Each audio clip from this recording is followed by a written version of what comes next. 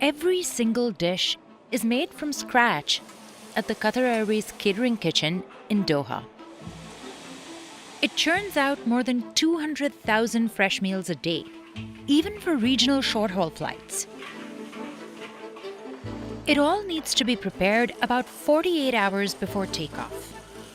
I think perhaps the biggest challenge is just ensuring that there's consistency and that everything runs smoothly. The chefs here believe it's part of the reason the airline has been named #1 in the world for the 8th time since 2011. This kind of cooking used to be the standard in most flights in America too, no matter what cabin you flew on. But today, most US airlines don't run their own kitchens, opting to buy from catering services instead. So why has economy airplane food gone from luxury to a point of ridicule in the US? And why do so few airlines still cook their own meals? No workers are allowed to step foot in the kitchen without walking through this air shower corridor first. To ensure that we have no biological or any physical contaminants go into the kitchen. This is Felipe Hempe's playground. 4,000 people from 38 countries work at the Qatar Aircraft Catering Company, or QACC. It's a part of the Qatar Airways group. The team develops new menus every 3 months. All the produce is fresh, even though they're operating in a food desert. They go through 30 metric tons of fruits and vegetables daily and use custom machines to help prep them for meals. Like this bin that can wash 12,000 peppers a day. And this machine that peels 6 cantaloupes in under a minute. Other produce like dragon fruit, strawberries, white asparagus get a more delicate treatment. They're peeled and carved by hand. It's a big routine, making almost 200,000 meals a day. The team is rotated throughout their time working here. Inside the hot kitchen, the aroma of cumin, garlic, and onions fills the air. Chefs prepare dishes of several different cuisines, from Indian to Arabic and Asian. We base them mostly on the demographics of that flight.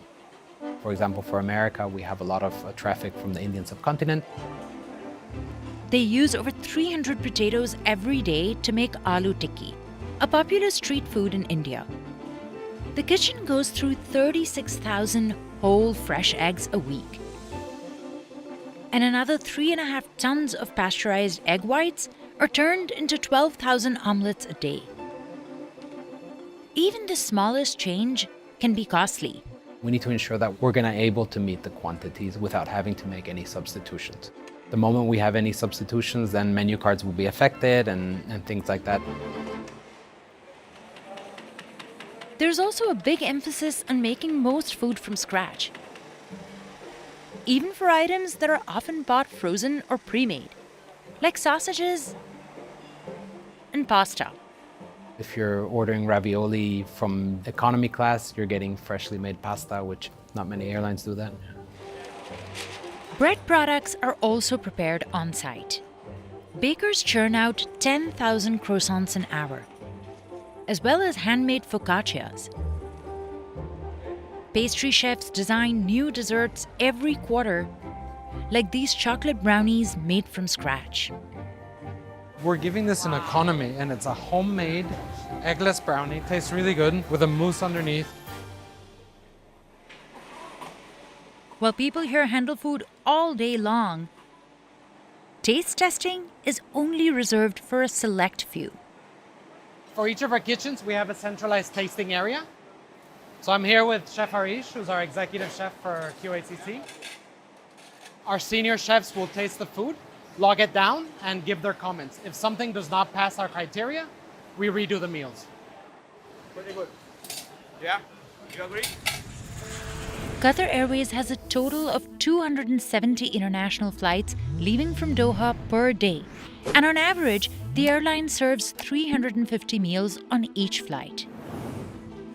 This facility also provides meals to other One World Alliance partners that fly out of Doha, and to the 19 lounges at Hamad International Airport. All the food is halal, prepared in accordance with Islamic dietary laws because Qatar is a Muslim country. So, for example, you won't find any pork on the menu. But when it comes to drinks, the airline does serve alcohol once you're up in the clouds. Unlike some Muslim carriers like Saudiya or Kuwait Airways, where it's banned. Once each dish is finalized, it's stacked on a tray and labeled. The reason we put a barcode is to ensure we have traceability for every dish, as well as for the team on the other side to be able to easily find what they need for assembly. It also helps them track any food safety issues down the line. We can trace it all the way back to the person that made it, the day they made it, the time they made it, and we can then further investigate if there's a need. The trays are cooled for 90 minutes to prevent the growth of any bacteria or pathogens. And then, Temperature is checked once again by our infrared thermometer. Then the food is covered, scanned, and sent for storage. it's not possible for the airline to prepare everything on the day of the flight. So usually, they make food in advance and refrigerate it for one day at the most. Any longer, and the taste and texture could change, especially for starchy foods like rice or pasta. But nothing is fully frozen. This cooling chamber is set to below 5 degrees Celsius and can store 3,500 trays at a time. A robotic arm adds and removes trays as needed across 30 levels.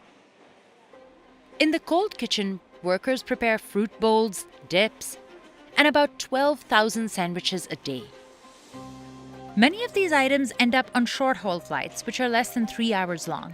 Peter here will request our mashed potatoes. A few hours before the flight takes off, the food trays that were stored in the chiller are brought back in for portioning. Workers on this line have their eyes at all times on the golden sample. The combos are endless and change depending on the route. The economy meals are dished up on trays and packed away. Business class meals are temporarily portioned in these foil containers. Flight attendants will later plate and serve these dishes, paying a lot of attention to the presentation, which will ultimately look like this. Qatar Airways tries to bring hints of luxury to economy too, in the details. They offer 18 meals that customers with special dietary needs can pre-order. We have sort of our religious meals, we also have our medical meals, and then we have our specific meals like child meals, etc. The culinary team has designed 50 meal choices for economy and first class each, and 150 for business class that are dished out based on a flight's route and duration. Every cabin gets real silverware. All these items are dried, hand-polished, and assembled again, ready for the next flight. We're always looking at ways to reduce single-use plastic. We are looking at materials for our meal kits to be able to have less impact on the environment. Qatar Airways won several awards, including the Apex Award for Best Food and Beverage. But they can't maintain high standards by only sourcing local products, as Qatar is one of the hottest and driest countries in the world, with no lakes or rivers. Growing things here is hard. Currently, we have more imported ingredients than local. However, this is something that we're trying to change. We're working together with a lot of local farms, fisheries to provide some of our products. That includes tomatoes, cucumbers, spinach, and bok choy. The trays are stacked on these carts that are rolled onto trucks that head for the tarmac.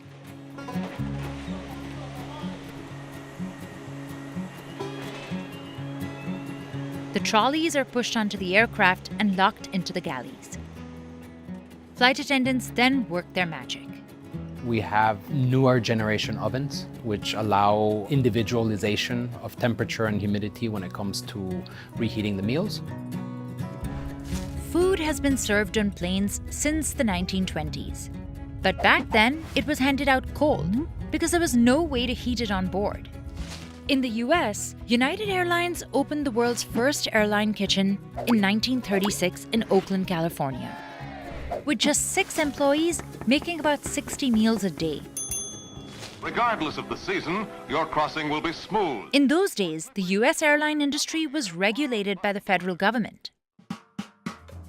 So carriers were legally required to serve every passenger an entree, 2 vegetables, a salad, dessert, and a drink as part of their ticket price. But the glory years of airline travel and food were the 50s and 60s. It was nice to relax in comfort as pleasant as our own living room and to be served with such courtesy. Flight attendants on Pan Am made real scrambled eggs in the galley. Old posters showed them slicing and serving roast beef right from the trolley. And hot meals were served even on domestic economy. But in 1978, President Carter signed the Airline Deregulation Act, allowing airlines to set their own fares, routes, and services. Competition immediately heated up. Airlines quickly cut flight prices to attract customers, but looked for other ways to make up for lost revenue, like slashing food options. In fact, in the 1980s, the head of American Airlines, Robert Crandall, famously came up with the idea of removing just 1 olive from every salad, and that reportedly saved $40,000 a year. In 2010, Continental, which is now United Airlines, became the last major US airline to end free domestic meals in coach. These days, the term airline food has become a joke in the US. Many domestic flights on economy offer pretzels and nuts at best. And low-cost carriers like Spirit Airlines give nothing unless you're willing to pay up. Passengers have even criticized long-haul meals in business class from carriers like United. But all US airlines are private or public, and they claim some international carriers like Emirates, Qatar, and Singapore have an advantage because they're state-owned. These days, many airlines use a third-party caterer for hot meals. The largest players are Gate Gourmet and LSG Group. That's the company that caters for several major airlines like Delta and Air New Zealand. Their head of culinary, Justin Cohen, works closely with LSG to develop recipes and prepare 6.7 million meals a year, just for Air New Zealand and its lounges. Look, I think I've probably got the best food job in the world, to be honest. I get to fly around the world, taste brilliant food, meet amazing people, and deal with big, hairy problems. I'll be showing you guys a little venison dish that we got serving in flight at the moment. He says the biggest challenge is making food that will taste good at 32,000 feet or above. On some planes, your taste buds are about 30% less sensitive to sweet and salty foods. That's because of the pressure, dryness, and engine sound. In older 777s and A320s, the cabin is pressurized up to 8,000 feet, so it feels like you're eating lunch on Machu Picchu. And humidity on board can sit as low as 12%, less than some deserts. When you have a dry mouth and a worsened sense of smell, foods can be twice as bland. So historically, that meant airlines piled on the salt for you to even taste the food, sometimes leaving passengers feeling bloated. But in new planes, manufacturers are making conditions on board easier on your body. In the A350s, 380s, and 787s, cabins are pressurized up to 6,000 feet. So instead of Machu Picchu, it feels like you're eating dinner in Denver. And because new planes are made of more carbon fiber, it's possible to increase humidity to about 24%. Still, Air New Zealand prepares for all conditions. You have to be very precise in your cooking temperatures, not only in production, but also in flight. We then have to heat it to the exact 12 minutes that we specified. And should anything happen like turbulence, it kind of throws those timings out. And so, it has to be very precise, very specific. That's a lot to remember for flight attendants. Also understanding that our cabin crew are not chefs, right? They're doing the best that they can. To make their lives easier, Justin's team avoids serving certain foods altogether. Things like fried foods don't heat up too well as pastries. Another hurdle is the sheer scale of the operation. There's probably around 200 dishes flying at any one time getting made here out of Auckland. You take in your special meal requests, there's 14 different types of special meals, and so you can see how quickly that number compounds across all the different courses, different cabin classes. All these challenges feel overwhelming, but Justin isn't easily intimidated. Pressure's a gift, in my opinion. You know, diamonds are created from pressure, so we embrace it, we roll with it, and that's just the airline industry. Planes need to go on time and catering must be there. Meanwhile, demand for in-flight catering keeps growing worldwide, as the number of airline passengers is expected to rise from 4.5 billion in 2019 to 4.7 billion in 2024. And some airlines in the US are beginning to shift strategies again. Recently, American Airlines opened a brand new facility in Dallas that prepares nearly 15,000 fresh meals a day. They're mostly reserved for their international routes or passengers in premium cabins. The airline says the in-house kitchen helps American cater flights more efficiently and serve customers traveling from their largest hub. Emirates, the UAE's national carrier, is a big player in the business, making over 77 million meals a year, even for short-haul flights. And they'll cater their menu based on destination. So, if you're headed to Paris, you'll get a croissant in the morning. Flying to Mumbai, you'll most likely get kachoris. Stopping off in Japan, how about some soba or a bento box? And if you're heading to the airline's home base in Dubai, you'll get the Arabic meze selection. It also specializes in Middle Eastern sweets, all made in-house.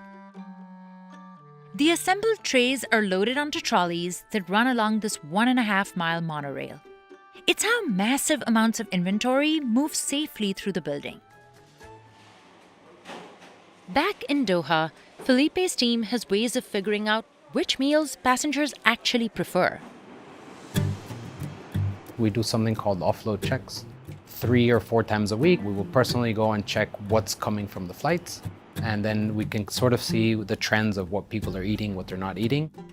The cabin crew also carry a tablet to gather feedback on meals and send those reports directly to catering.